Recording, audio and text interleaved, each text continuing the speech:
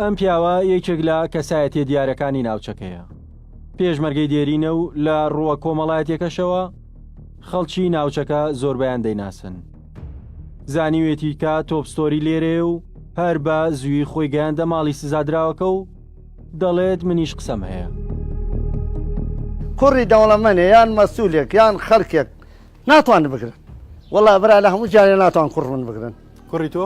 لە هەموو جیانێرە. بۆ ناتوانن؟ ناتوانن و دەسڵاتم هەیە و ناتوان بگرن بە زۆرێک کاکە.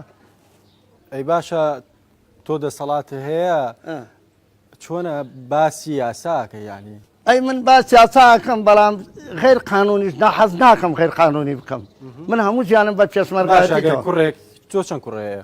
وەڵا 13 کوڕم هەیە. باشە خوا لێت نەسێنێ بەڵام ڕۆژێک لە ڕۆژانێکێک لە کوڕەکانە شتێکی کردەوە. بە قورعان دەیان غەڵەتیان کردو و نەیانتوانێ بگرن. ئەی من یاساکە بینیم یاسانیە بۆ لەسەر من حکم کا یاساکە. منیش وەکو خەڵکم وەکو مەسئولانم.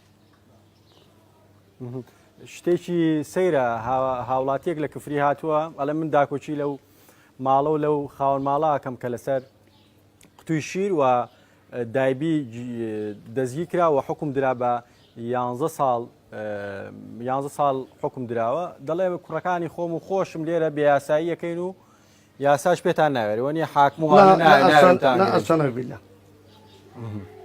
تۆ ناترسی مەسەلەن ئەم قساناکەی سبێ بە قورعان لە هەموو کەس ناترسم ماڵمە ناوچەبان مام دەرای دەرچێت لە هەمویان پیاوترم.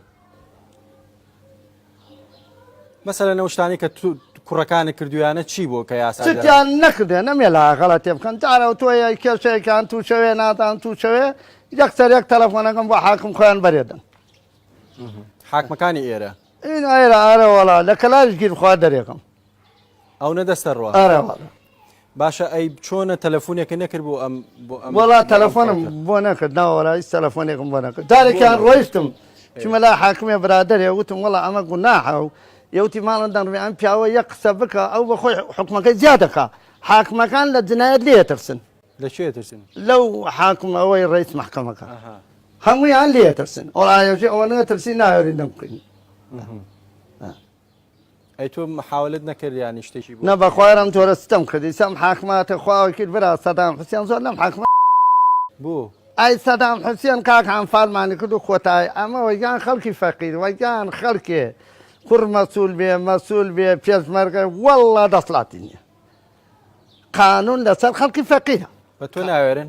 نا تەلاقم کەوتی لە هەموو جیهان من ناوێت.